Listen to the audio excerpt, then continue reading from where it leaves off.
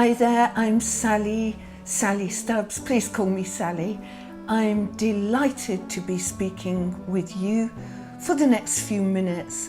And hey, let's make our time together really, truly valuable and important. Important for you, important for others that you care about. And if you've listened to me before, when I was aged 18 and had an epiphany, I decided that I was going to assist curing the world of mind, emotional pain and suffering. So hey, important for the world as well, with these ideas that I share with you and explore openly with you. And I have been, I must say, honouring myself, rigorous in my studies in the last, 36 years now. Absolutely rigorous. And I'll just briefly touch upon my own personal life, in that because of younger experiences in my childhood, I was, for a large portion of my life, until I did my own inner healing journey, I was what's called dissociated, which basically means I'm living somewhere else. And if you're interested in dissociation, now we're lucky we've got the internet, so hey, go and read up. Or email me, support@Sally-Stubbs, with any of your questions. What being dissociated meant, in a nutshell, was that rarely being present, that through my studies of these subjects of the mind and consciousness, I could not afford to be naive. And if that statement really doesn't make sense, again, I just love getting your emails.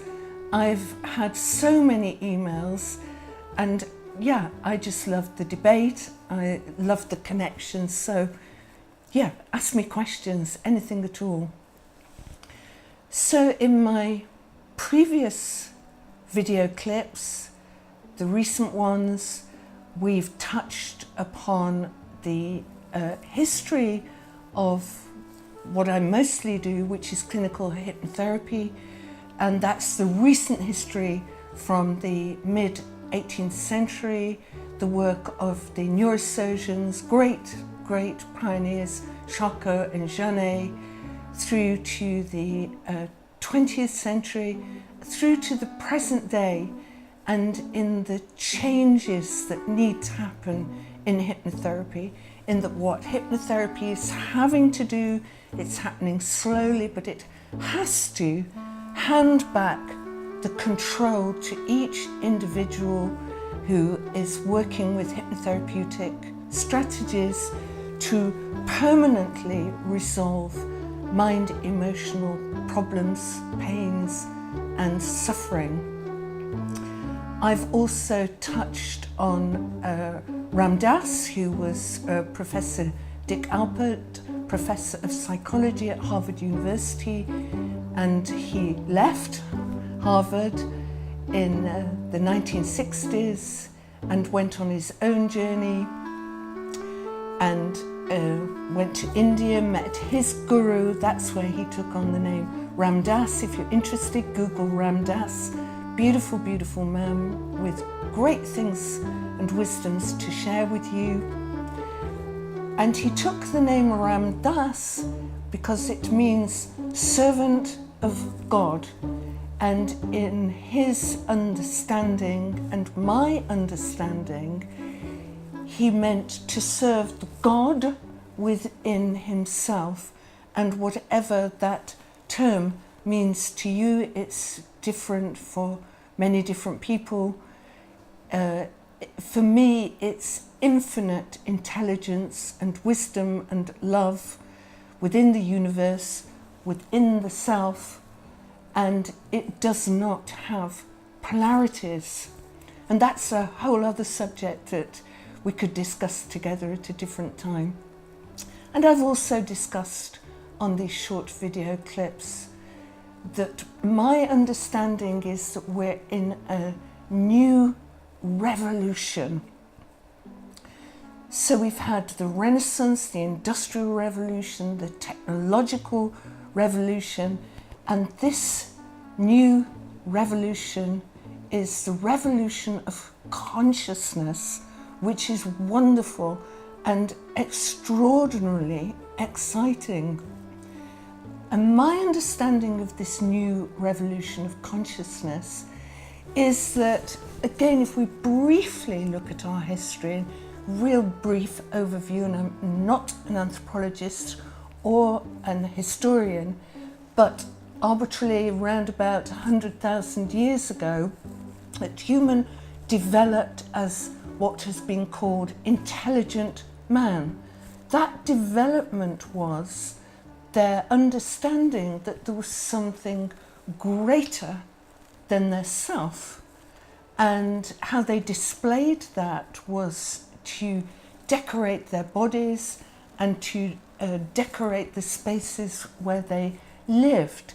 And so they turned external for this something, this power, this intelligence that was greater than their self, to the gods, to the sun, to the planets and stars. So there was that external movement.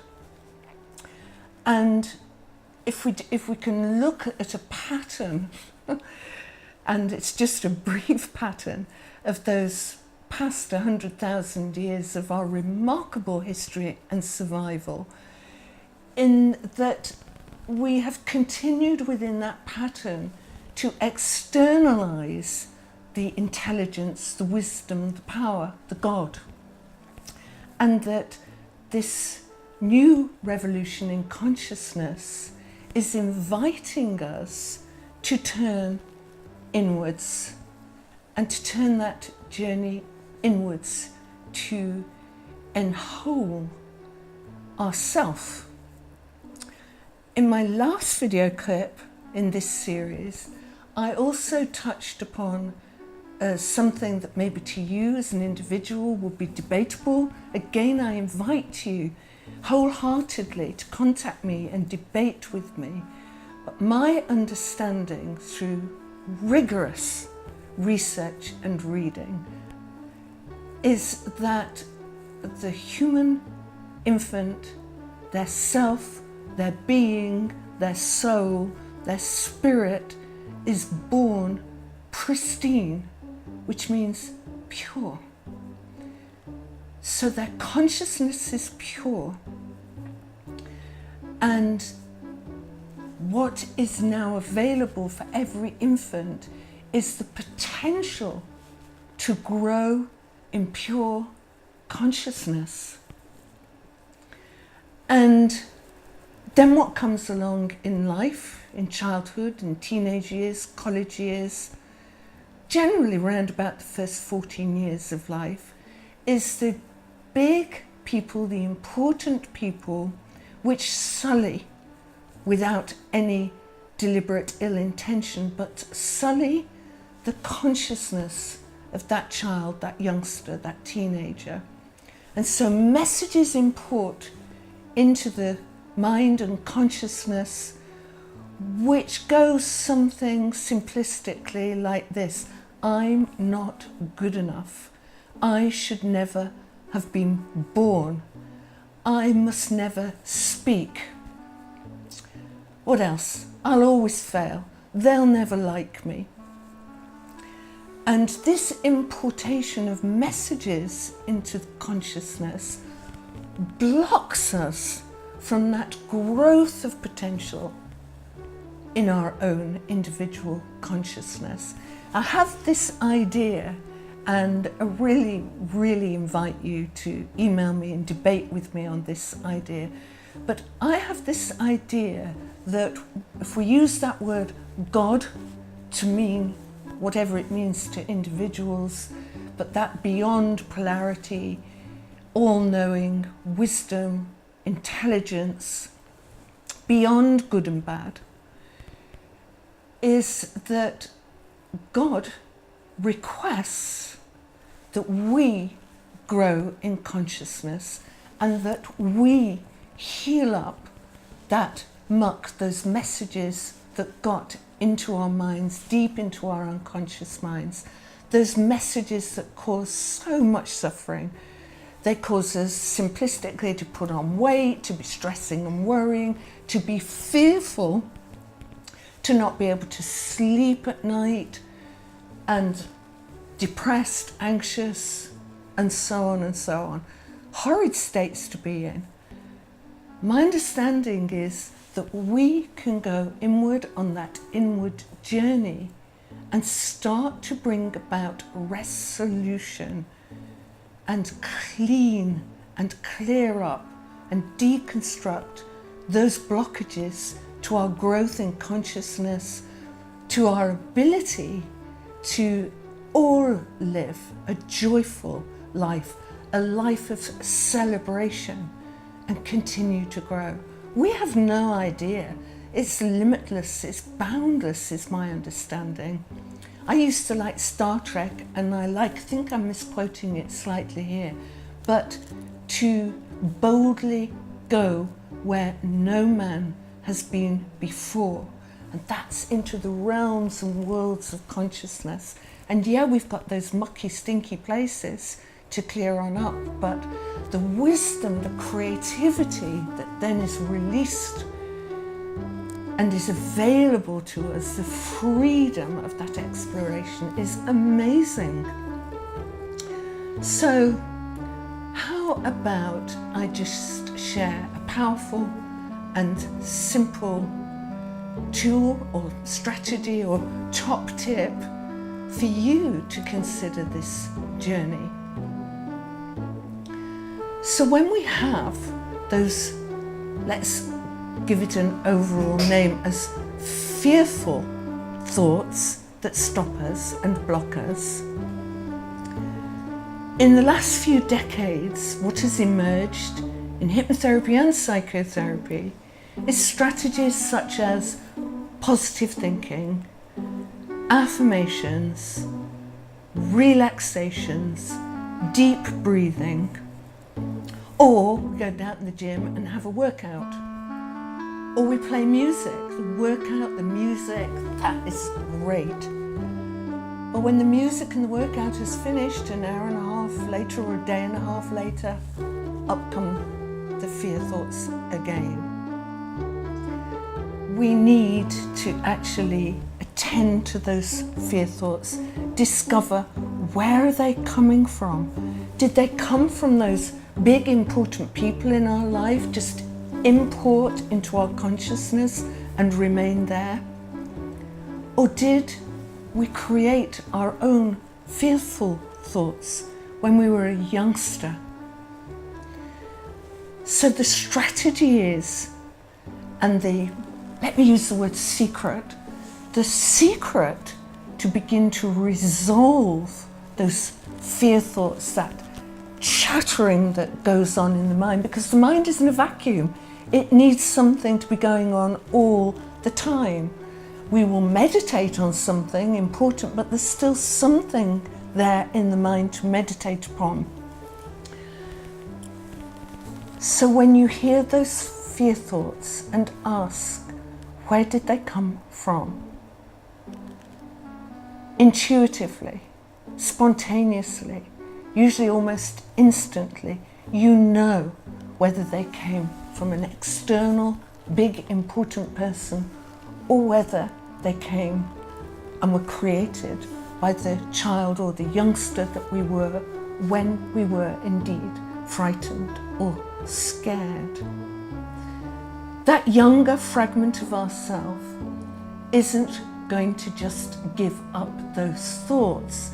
And here's an overview, because it might seem odd, I'll keep on repeating. Do email me your questions. But those thoughts were created by a child fragment of ourselves or a younger fragment of ourselves. Fear thoughts keep us safe. They stop us doing certain things that may, as a child, have been unsafe. As an adult, they're not unsafe. The logic will say it's not unsafe to do X, Y, Z, but for the fragment of the child that still resides within our unconscious mind, it wasn't safe. So what we need to do is to turn, as it were, to that child fragment and to say, I understand. You were frightened. You were scared. What happens when a child feels heard? They begin to trust that person. Build up trust for the fragment of yourself that could well be a child within your own consciousness. And that may take a little time, as it will be a brand new harmonious relationship from you to that fragment of yourself. Give that child within you, that youngster within you, a few moments each day. It's so worth it to build up a relationship of trust and harmony, and that younger fragment of yourself will let you know how they will be prepared to give up those fear thoughts. I've really enjoyed speaking with you. I hope you found it useful, and talk to you again soon.